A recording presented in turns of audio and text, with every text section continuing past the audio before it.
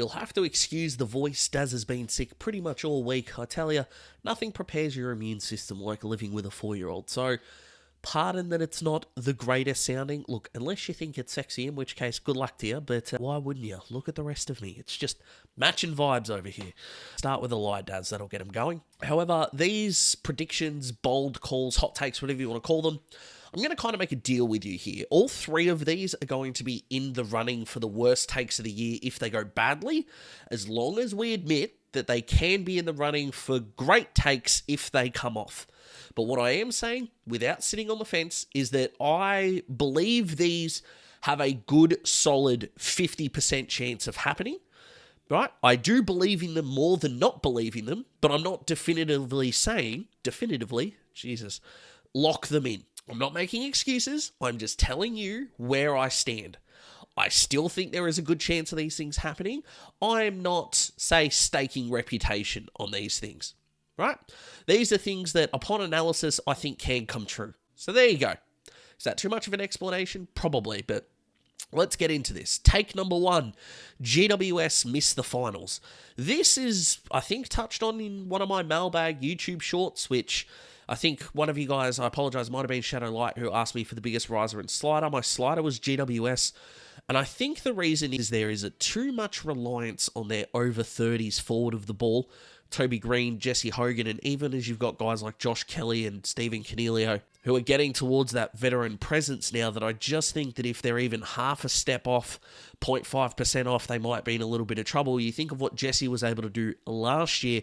He won 50% of his offensive one-on-ones. That's going to be really hard to do 2 years in a row. Toby wasn't his absolute best.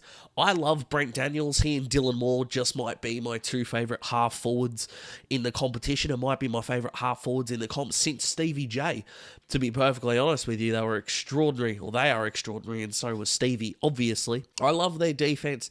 Sam Taylor and Jack Buckley are fantastic. Connor Iden's one of the most underrated players in the competition. I love what they did in the draft. I don't think if they did miss the 8 that it would be a massive drop-off for a long period of time.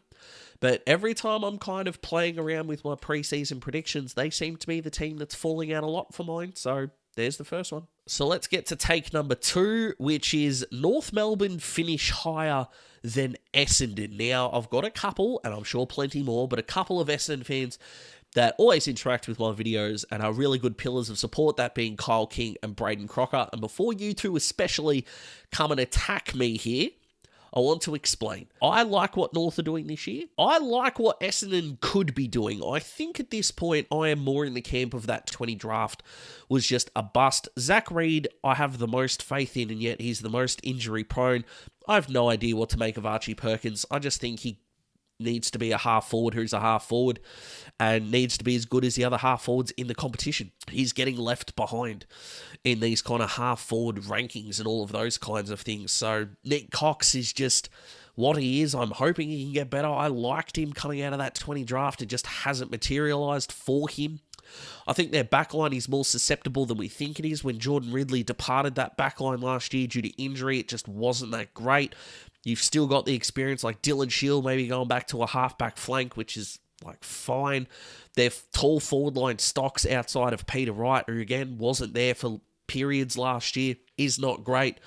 I don't think Essendon are going to give Nick Bryan the number 1 ruck spot when they obviously need to. I had Sam Draper really low in my ruck rankings at the start of the year, and that proved to be absolutely true because I'm sorry, guys, outside of some aura and charisma, Sam Draper is nowhere near a top echelon ruckman in this competition.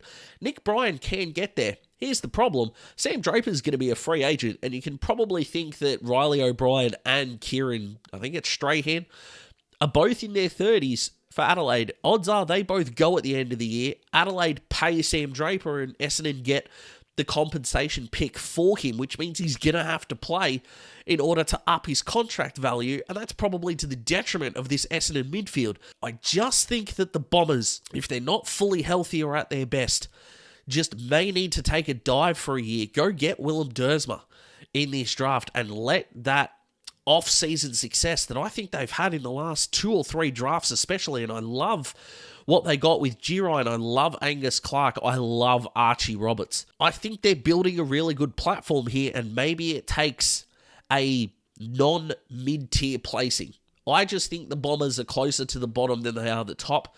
I don't think finishing 9th to 12th has any sense whatsoever for this club moving forward. They've got a couple of first-round picks because they got Melbourne's as well. So you've got two really good opportunities there to top up with your young talent, get some more dead weight off your list at the end of the year. And as everyone knows, I'm pretty high on North this year. I like what they're doing. I like, as track watchers are letting me know, and the North track watchers are some of the best in the comp from those that I speak to. I love what Clarko's doing with the simpler game plan, shorter kicking, overlap running. It kind of reminds me of total football, if I can use the soccer term there, in order as you run forward, flood back and fill the space. If they can execute that over the preseason and surprise some teams, I like what they're doing. I think Jack Darling's going to be better than most people think he is. If they can have a healthy spine, especially Griffin Logan, Charlie Coleman down back, they just have to get better. So there you go. It's probably the one out of the three that is most unlikely and the most hot take-ish. I still think it can happen though, and I think for the betterment of both clubs, it should. And the third one to end the video, short, sharp and succinct, guys, as we like, and that's Ben King winning the Coleman medal. I love Ben King. I love the simple way he plays his footy. I love the way that he is lead out, mark and goal. He finished top 5 in the Coleman last year. Gold Coast kind of have to get better. Jake Rogers and Leo Lombard on the half-forward flanks delivering the ball inside 50 is top-notch fine. Both of them very good users of the footy, and hopefully Jake can get another preseason under his belt. And boy, is Leo Lombard impressing at Gold Coast trading early, which is to the surprise of no one who watched him throughout his draft year. And setting up Ben is going to be key. If Gold Coast are going to take a leap, he is going to need to get better. I know Jack Riewoldt won his Coleman medal when Richmond were awful and wasn't really winning them when Richmond were really good.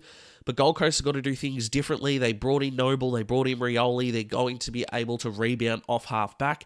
And I think a quicker game style, particularly between the arcs, is going to give Ben King more one-on-ones, which is going to suit him beautifully. So I can absolutely see Benjamin getting that Coleman medal come the end of the season. So those are my 3 bold calls here as we get towards the end of January, guys. You probably hate them all, but comment below, let me know what you think. Like the video if you like the video, subscribe to join the Daz Talks Footy family. If you can believe it, we're nearly at 4,500 subs. Holy Moses. I apologise if this isn't the best sounding video, so I'm going to get out of here now. Enjoy the rest of your week, guys. Have a fantastic weekend. Love yourselves because you're absolute legends, and I'll see you in the next one.